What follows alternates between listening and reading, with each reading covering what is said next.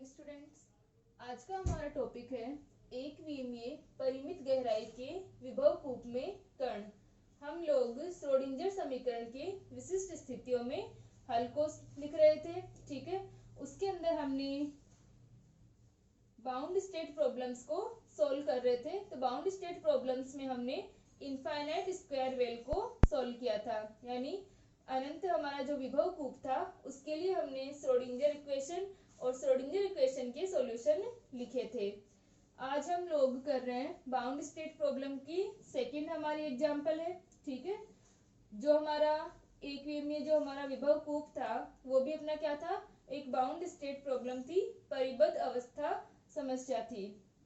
क्योंकि वहां पर क्या था कि जो हमारा कण है, पार्टिकल है, उसका मोशन एक फिक्स रीजन के अंदर बाउंड था, ठीक है। यहाँ पर हम फिर से एक विमीय परिमित गहराई के विभव कूप में कण को लेके चल रहे हैं। यानी हमारे पास में क्या है कि जो विभव कूप दिया गया है, पोटेंशियल वेल जो गिवन है, उसकी जो विड्थ है, ये विड्थ होगी वो कितनी होगी अपने पास में, इस तरह से -a से +a तक, और इसकी हाइट कितनी होगी -v0, यानी v की वैल्यू हमको -v0 गिवन है।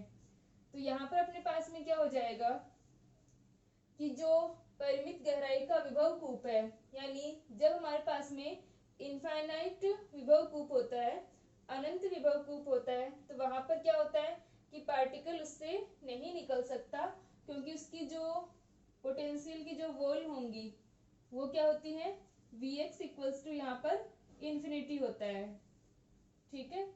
लेकिन जो परिमित गहराई का विभव कूप है, यहाँ पर अपने पास में क्या होगा, श्रोडिंगर जो समीकरण है, यानी जो हमारा वेव फंक्शन होगा वो तीनों रीजन के अंदर हो सकता है।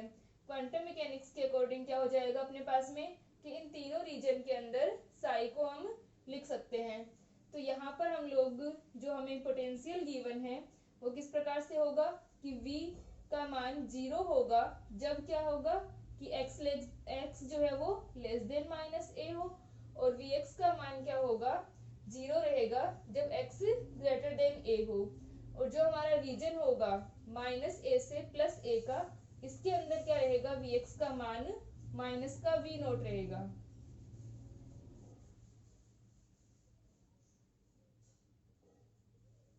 ठीक है।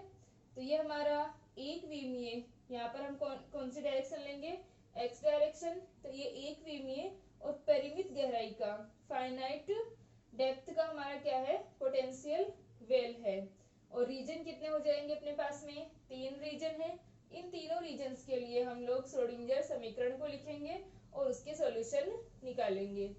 तो यहाँ पर हम सबसे पहले लिखते हैं कि माना m द्रव्यमान का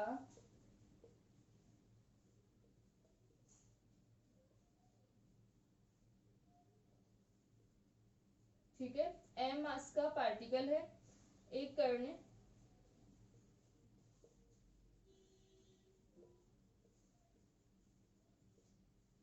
परिमित गहराई के विभव कूप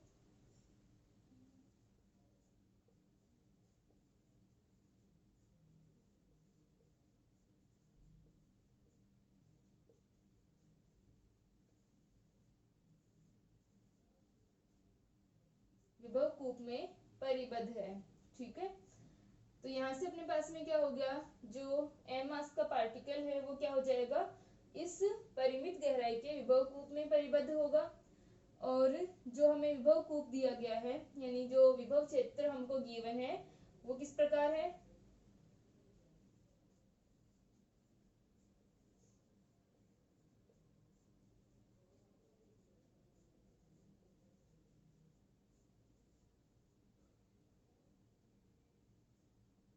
Vx इक्वल्स टू हो जाएगा 0, x is less than -a, Vx equal to v0 और Vx इक्वल टू 0।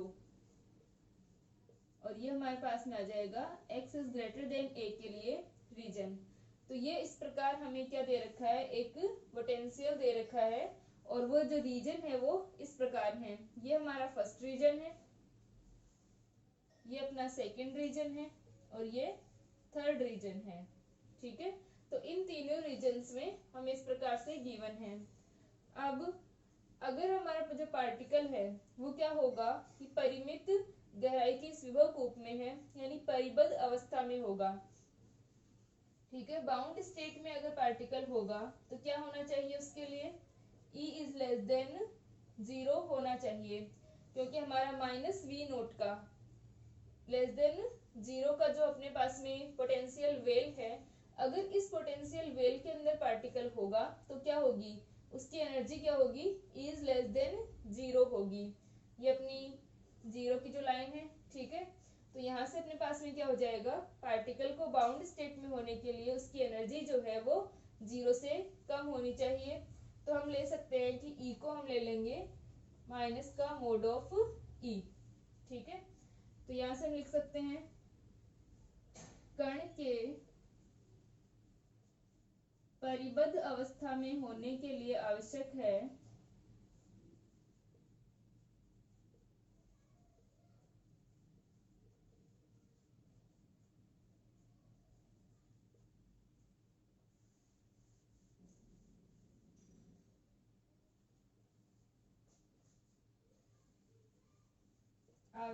कि E इज लेस देन 0 हो,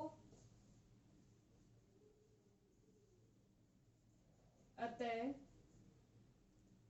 E इक्वल्स टू माइनस का मोड ऑफ E ले लेंगे। ठीक है, पार्टिकल की जो एनर्जी रहेगी वो क्या होगी, E इज लेस देन 0 यानी नेगेटिव होगी। और यहाँ पर अपने पास में हम E इक्वल्स टू माइनस का मोड ऑफ E लिख सकते हैं।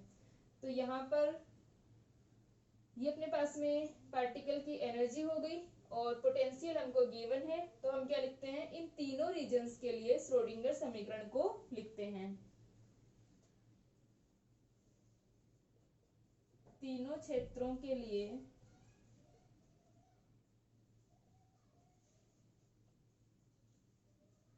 श्रोडिंगर समीकरण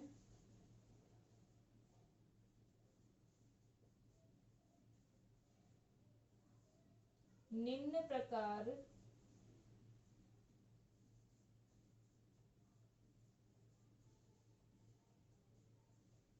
ठीक है। तो जो अपने तीनों रीजन्स होंगे इनके लिए श्रोडिंगर समीकरण लिख लेंगे हम लोग। ठीक है, तो यहाँ तक लिख लें इसको।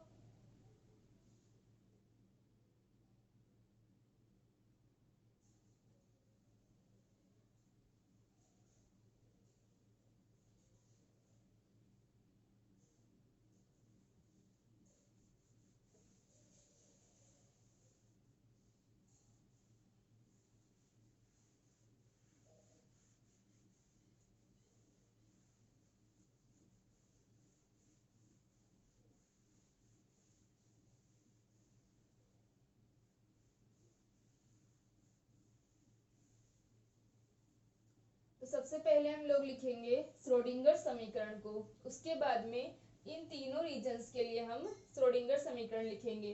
क्योंकि जो हमारी श्रोडिंगर समीकरण होगी, श्रोडिंगर इक्वेशन होगी, उसके अंदर जब हम फर्स्ट रीजन के लिए लिखेंगे तो v का मान क्या रहेगा, 0 रहेगा। और जब हम थर्ड रीजन के लिए लिखेंगे तब भी v का मान क्या रहेगा, 0 रहेगा। सेकेंड रीजन के अंदर अपने पास में v का मान माइनस का v नोट होगा और एनर्जी जो होगी अपनी E इक्वल्स टू माइनस का मोड ऑफ E होगी। तो यहां से अपने पास में आ जाएगा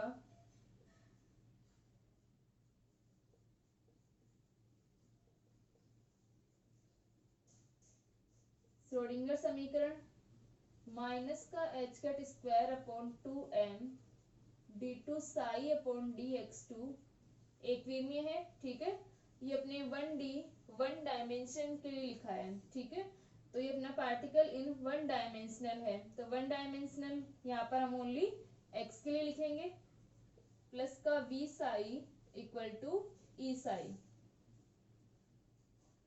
तो ये आ जाएगा d2 साई अपॉन dx2। पहले हम लिखें क्षेत्र फर्स्ट के लिए,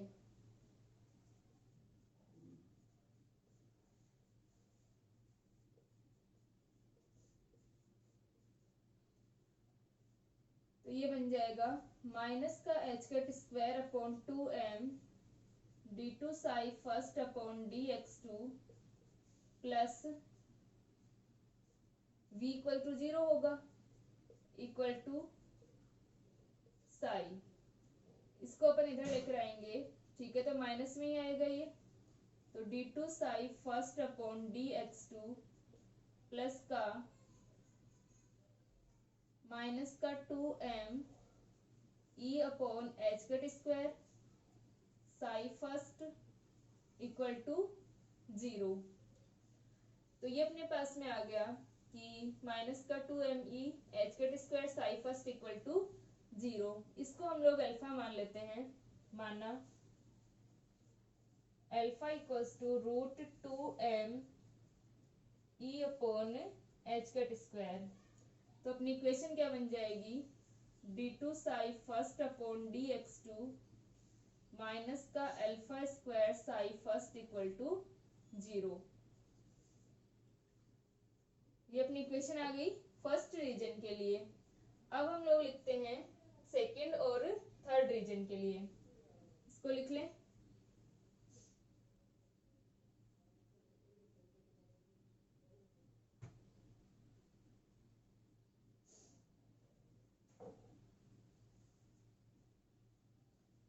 ठीक है, सेकंड और थर्ड रीजन के लिए लिखेंगे। फर्स्ट रीजन के लिए अपनी इक्वेशन आ गई d two psi first upon d x two minus का alpha square psi first equal to 0। ये अपनी इक्वेशन फर्स्ट है, फर्स्ट रीजन के लिए। इसी प्रकार हम लोग सेकंड और थर्ड रीजन के लिए लिखेंगे।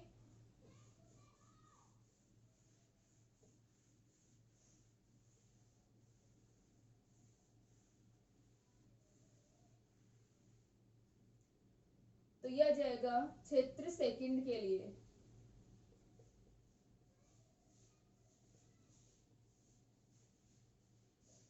तो क्षेत्र सेकंड के लिए हो जाएगी equation minus h cut square upon 2m d two psi second upon d x two plus v psi equals to e psi, second है ये, इसमें वैल्यू रख दे हम v और e की, तो ये अपनी इक्वेशन बन जाएगी माइनस का v नोट साई सेकंड ई साई सेकंड। ठीक है, ये अपनी इक्वेशन बन गई इस सेकंड रीजन के लिए। इसको थोड़ा सिंप्लीफाई करेंगे,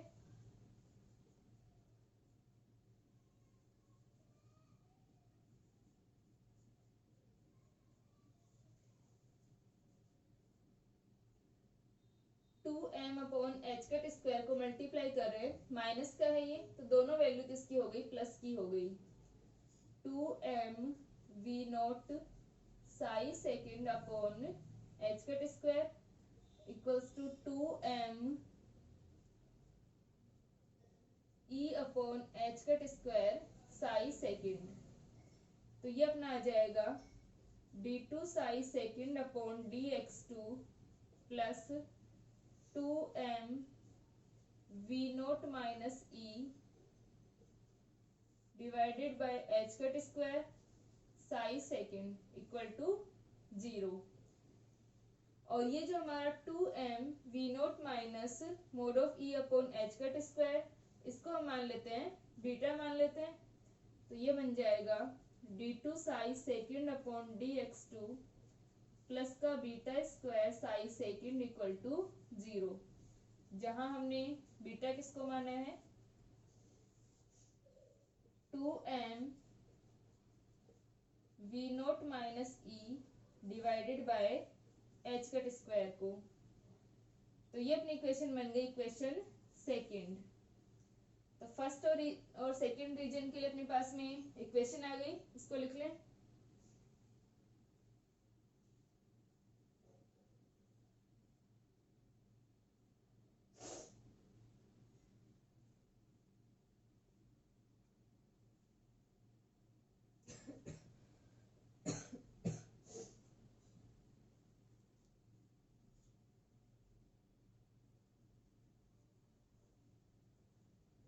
ठीक है, तो फर्स्ट सेकेंड रीजन के लिए हो गई।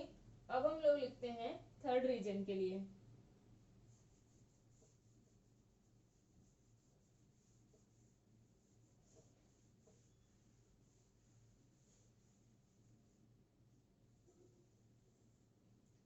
रीजन थर्ड के लिए सेम रहेगा अपना श्रोडिंगर समीकरण जो है, क्योंकि यहाँ पर भी क्या होगा, v का मान 0 है।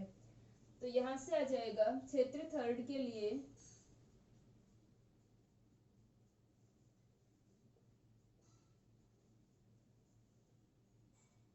-h²/2m d2 psi third upon dx2 plus का v साई 0 होगा इक्वल टू आ जाएगा माइनस का mode of e psi third. इसको हम सॉल्व करें तो d2 psi third upon dx2 minus 2me upon h² psi third equal to 0। ठीक है, तो यहाँ से अपने पास में इस इक्वेशन को हम वापस से लिख सकते हैं d2 psi third upon dx2 minus का alpha square psi third upon h² equal to 0। तो ये अपने पास में फर्स्ट, सेकंड और थर्ड।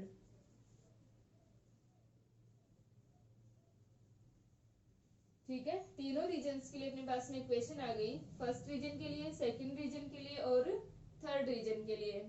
ठीक है, ये जो हमारा परिमित गहराई का विभव कूप है, ये अपनी इसकी विड्थ है, ये इस प्रकार से है। अब जो हमारा सममित होगा, क्योंकि यहाँ पर -a से +a तक है, ये अपना 0 है और ये तीनों रीजन्स हैं। इन तीनों रीजन्स के अंदर वेव फंक्शन के लिए हमने इक्वेशन लिख ली, श्रोडिंगर समीकरण। अब हम इनके सॉल्यूशन निकालते हैं।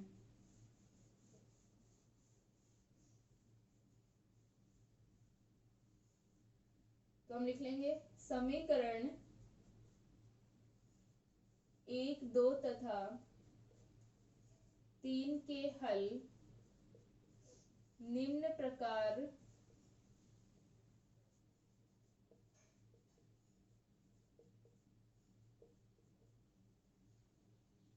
फर्स्ट जो हमारी तीनों ही क्या है अपने पास में, सेकंड ऑर्डर डिफरेंशियल इक्वेशन है। ठीक है, तीनों जो हमारे सेकंड ऑर्डर डिफरेंशियल इक्वेशन है, इनके सॉल्यूशन हमको लिखने हैं। ये सॉल्यूशन हम पहले भी बहुत सारे प्रॉब्लम्स के अंदर लिख चुके हैं।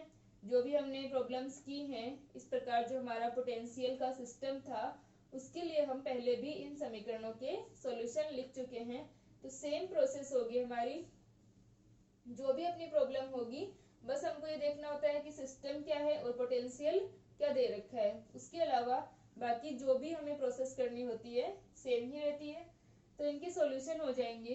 फर्स्ट के लिए अपने पास आ जाएगा साई फर्स्ट इक्वल टू, यहाँ से आयोटा की टर्म नहीं आएगी, प्लस माइनस अल्फा आएगा इसका सॉल्यूशन।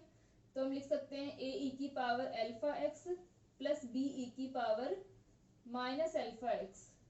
ठीक है, सेकेंड अपना हो जाएगा, पहले हम साई थर्ड को लिख लेते हैं। साई थर्ड अपने पास आ जाएगा, सेम आएगा, तो हम इसको ले लेते हैं c e की पावर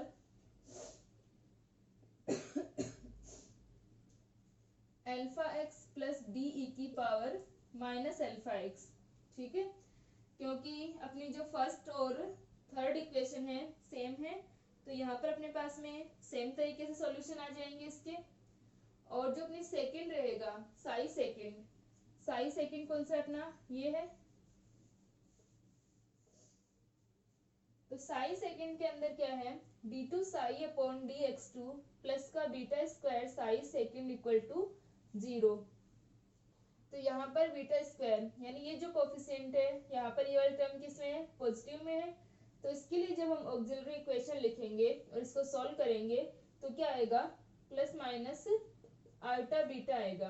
ठीक है, तो इसको चाहे तो हम लोग e की पावर में लिख सकते हैं या फिर हम साइन कोस की फॉर्म में लिख सकते हैं। तो यहाँ पर हम साइन कोस की फॉर्म में इसको लिख रहे हैं।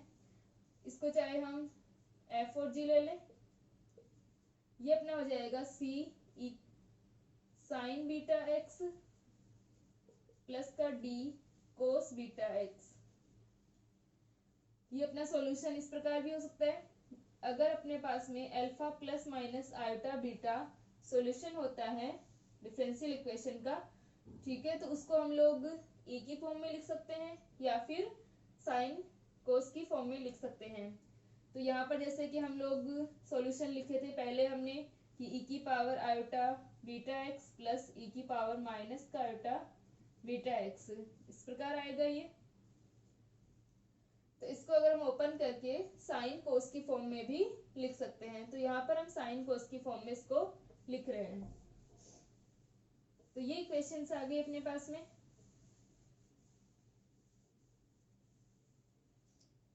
Sai first, Sai second and Sai third. अब हम देखेंगे कि जो तीनों वेव फंक्शन है वो वेल डिफाइंड वेव फंक्शन है या नहीं। सुव्यवहारिक तरंग फलन हम इन्हें बोलते हैं।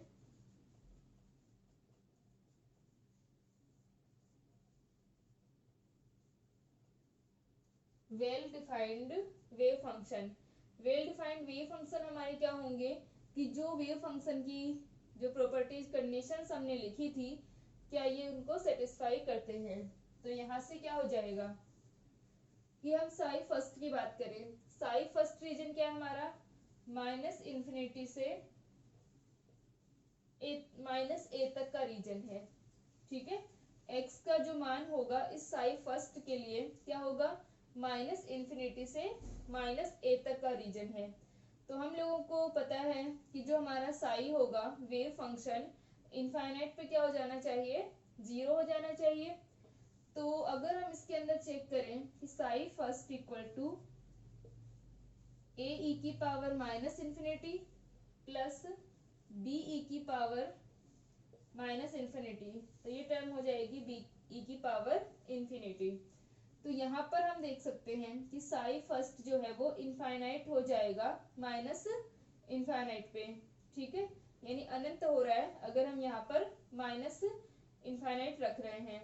इसके लिए क्या होगा कि जो b होगा वो जीरो होगा, साई फर्स्ट जो है वो सिर्फ इतना ही रहेगा, क्योंकि ये वाला जो टर्म है इसका b कोफिशिएंट जो है इसको जीरो होने के बाद में ये इनफाइनाइट वाली टर्म हट जाएगी। तो ये अपने पास में बन गया कि x equal to minus infinity पर साई फर्स्ट का मान अनंत हो जाएगा।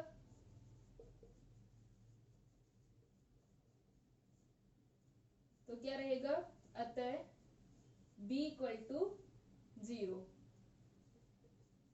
सेकेंड पॉइंट अपना क्या आएगा, साई सेकेंड रीजन एक फाइनाइट रीजन है, इसकी डेप्थ भी फाइनाइट है और विड्थ भी फाइनाइट है, यानी इसकी चौड़ाई और ये जो गहराई दे रखी है दोनों ही क्या है फाइनाइट है। तो यहाँ पर वेव फंक्शन क्या रहेगा फाइनाइट ही रहेगा। तो इसमें साई सेकेंड में कोई दिक्कत नहीं आएगी। फिर हम बात करते हैं साई थर्ड की। साई थर्ड रीजन हमारा कौन सा रीजन है, ए से इनफाइनाइट का रीजन है। तो अब हम चेक करेंगे x equal to plus infinite पे, तो साई थर्ड का मान बन जाएगा f e की power infinite plus g e की पावर माइनस इनफाइनाइट। तो e की पावर इन्फिनिटी तो हमारी इन्फिनिटी होती है और e की पावर माइनस इन्फिनिटी जीरो होता है। तो यहाँ से अपने पास में क्या हो गया कि साई थर्ड जो है इस ये वाली टर्म के कारण क्या हो सकता है इनफाइनाइट हो सकता है। इस वजह से हमें f को क्या करना पड़ेगा, जीरो लेना पड़ेगा। तो सेकंड पॉइंट हो गया x equal to plus infinity पर साई थर्ड का मान अनंत हो जाएगा,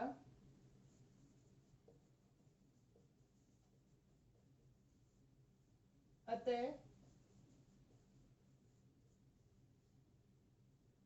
f इक्वल टू जीरो, ठीक है, f का मान क्या रहेगा जीरो रहेगा। तो यहाँ तक लिख लें। अब हमारे वेव फंक्शन जो है वो चेंज हो जाएंगे। साई फर्स्ट में अपनी ये वाली टर्म नहीं रहेगी, ये वाली नहीं रहेगी, साई थर्ड में अपनी ये वाली टर्म नहीं रहेगी। तो अपने वेव फंक्शंस जो होंगे वो इस प्रकार हो जाएंगे।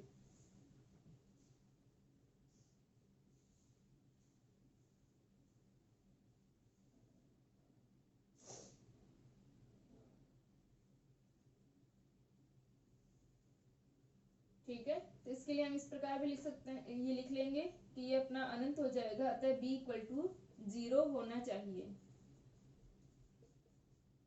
और ये अपना क्या होना चाहिए, f इक्वल टू 0 होना चाहिए। ठीक है,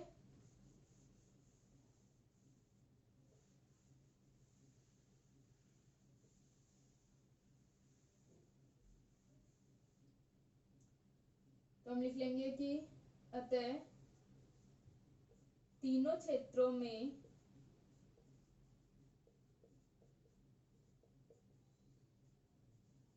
तरंग फलन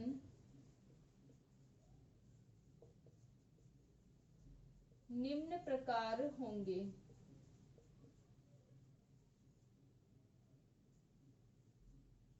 ठीक है, ये क्या रहेंगे, वेव फंक्शंस रहेंगे। अब इन वेव फंक्शंस पर हमें क्या करना है, ए सी डी और जी कोफिशिएंट्स के मान निकालने, या फिर हम इनमें रिलेशन लिखेंगे। तो क्या होना चाहिए, हमारी बाउंड्री कंडीशंस को यूज करेंगे। तो हम लिख सकते हैं उपरोक्त तरंग फलनों पर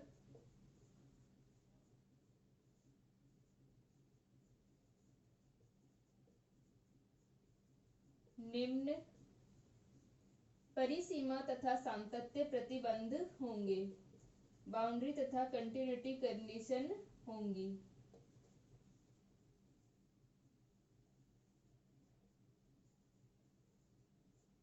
ये अपनी क्वेश्चन नंबर आ जाएंगी 4, 5 एंड 6।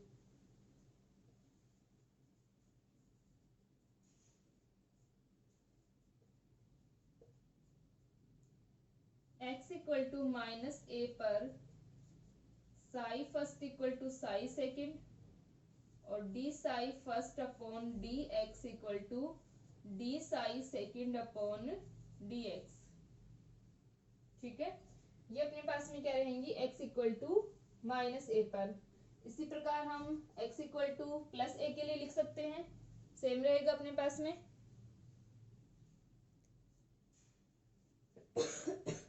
तो x equal to plus a पर क्या रहेगा,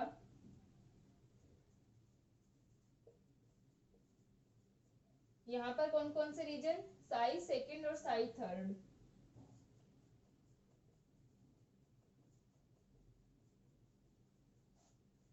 D psi second x up equals to d psi third upon d x, ये क्या रहेंगे, इक्वल रहेंगे। तो ये जो हमारी कंटिन्यूटी कंडीशंस हैं, इनको हम यूज करके तीनों वेव फंक्शंस के लिए हम मान निकालते हैं, सारी कंडीशंस को अप्लाई कर लेंगे। तो ये अपना आ जाएगा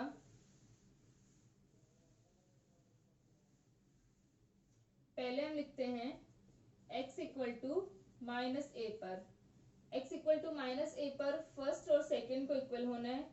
तो यह आ जाएगा a e की पावर माइनस का alpha a equal to c sine beta x. X की जगह हम क्या लिख रहे हैं, माइनस ए लिख रहे हैं, और साइन के अंदर जब हम माइनस का बीटा ए लिखेंगे तो ये क्या बन जाएगा, माइनस का साइन बन जाएगा। तो माइनस का sine beta a plus d cos beta a, cos के अंदर हम माइनस का बीटा ए रखेंगे तो सेम ही रहेगा, डी कोस बीटा ए। ये अपनी इक्वेशन बन गई 7। इसी प्रकार d psi first upon d x equals to d psi second upon d x, ये अपन लिखेंगे तो ये बन जाएगा अल्फा ए ई की power minus alpha a equal to C sine beta x. तो साइन का हमने डिफ्रेंसिएशन किया तो ये क्या बन गया, कोस बीटा एक्स, एक्स की जगह हम रख रहे हैं ए, प्लस का कोस का किया हमने तो साइन बन गया,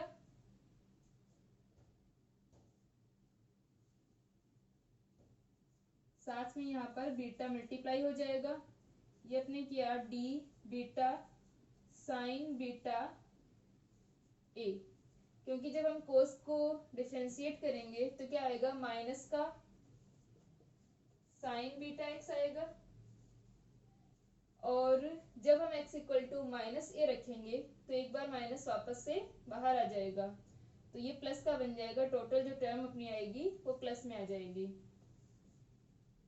तो ये अपनी इक्वेशन नंबर 8 हो गई, इसको लिख लें।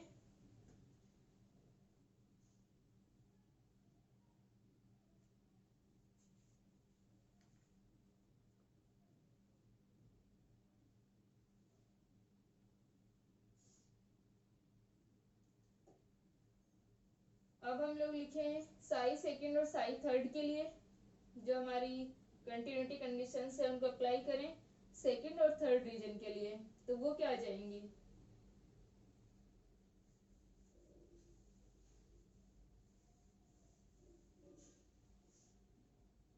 सेकंड अपना रहेगा x equal to plus a पर, तो वहां पर psi second equal to psi third, तो ये क्या बन जाएगा,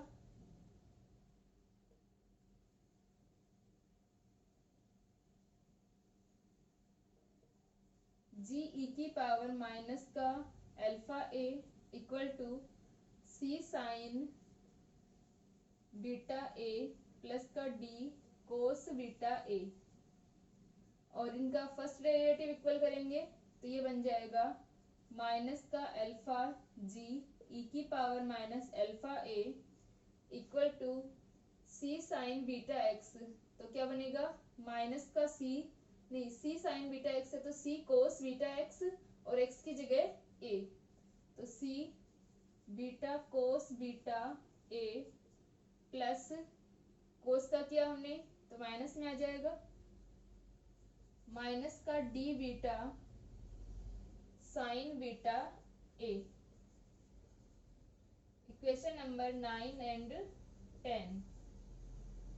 तो ये अपने पास में इक्वेशंस आ गई साई के ऊपर जो हमारी कंडीशंस थी, कंटिन्यूटी कंडीशंस जो हम अप्लाई कर रहे थे उनको यूज करने के बाद में अब अपने पास में 7, 8, 9 एंड 10 चार इक्वेशंस आ गई।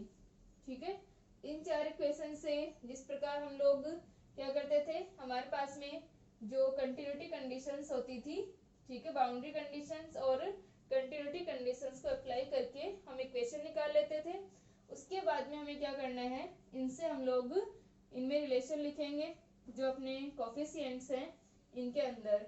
तो यहाँ पर अपने पास में चार इक्वेशंस हैं, तो इन चार इक्वेशन से हम मान निकाल सकते हैं। तो जो अपनी चारों इक्वेशन रहेंगी उसके अंदर अपन क्या करते हैं कि पहले हम 7 और 8, 9 को ऐड करते हैं।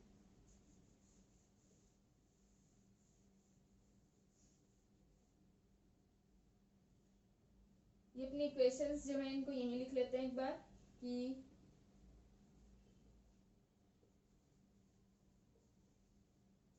ए ई की पावर माइनस का अल्फा ए माइनस का सी साइन बीटा ए प्लस का डी कोस बीटा ए और अल्फा ए ई की पावर माइनस का alpha a c beta cos beta a plus का डी बीटा साइन बीटा ए।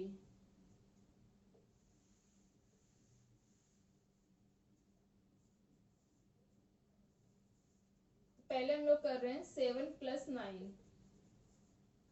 7 + 9 जब हम करेंगे तो क्या बन जाएगा, a + g ई की पावर माइनस का alpha a equal to C sine beta a minus का सी साइन बीटा ए कैंसिल हो जाएगा, 2d कोस बीटा ए। ठीक है, फिर हम कर रहे हैं 8 + 10।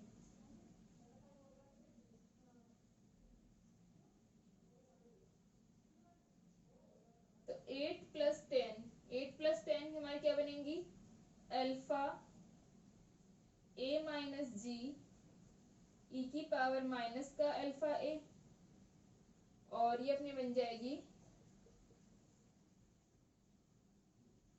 सी बीटा कोस बीटा ए, और माइनस का डी बीटा साइन बीटा ए, ये दोनों कैंसिल, तो ये बन गई 2c बीटा कोस बीटा ए। ठीक है, ये अपने पास में आ गई इक्वेशन नंबर 12। ठीक है, इनको लिख लें।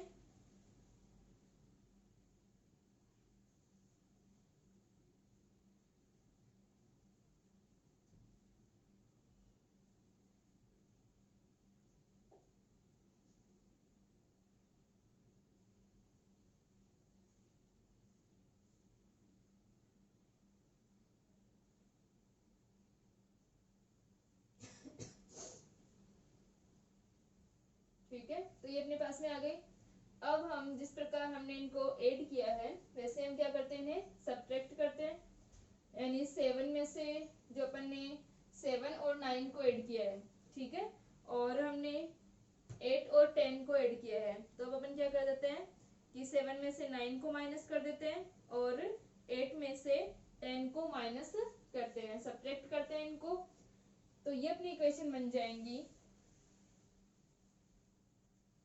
7 - 9।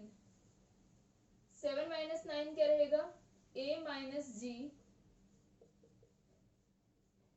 ई की power minus alpha a equal to, ये दोनों तो ऐड हो जाएंगे, माइनस का 2c साइन बीटा ए, और ये अपने जो कोस वाली टर्म्स है वो 0 हो जाएंगी, और इक्वेशन नंबर 8 - 10 करेंगे तो ये अपनी बन जाएंगी अल्फा, अब ये a प्लस जी हो जाएंगी क्योंकि 10 वाली जो इक्वेशन है वो प्लस हो जाएगी, तो ये a प्लस जी ई की पावर माइनस अल्फा ए, कोस वाली टर्म्स कैंसिल, और साइन वाली अपने पास आ जाएंगी माइनस का 2d बीटा साइन बीटा ए। ठीक है, ये अपनी इक्वेशंस आ गई इन रीजन्स के लिए जो हमने ऐड और सब्ट्रैक्ट किया। ठीक है, अब आगे हम क्या कर सकते हैं, इन इक्वेशंस से हम लोग वैल्यू निकालेंगे, यानी पहले हम इक्वेशंस निकालेंगे, उसके बाद में हम हमारे पास में जो इक्वेशंस आएंगे उनको सोल्व करेंगे। तो यहाँ तक अपने पास में इसकी वैल्यूज आ गई, जो भी अपन ने साई सेकेंड, साई फर्स्ट और साई थर्ड था हमारा, उनके ऊपर हमने बाउंड्री और कंटिन्यूटी कंडीशंस को यूज करके इन इक्वेशंस को लिख लिया। अब आगे हम लोग इक्वेशंस निकालेंगे, हमारे पास में ए बीजीय समीकरणें आएंगी।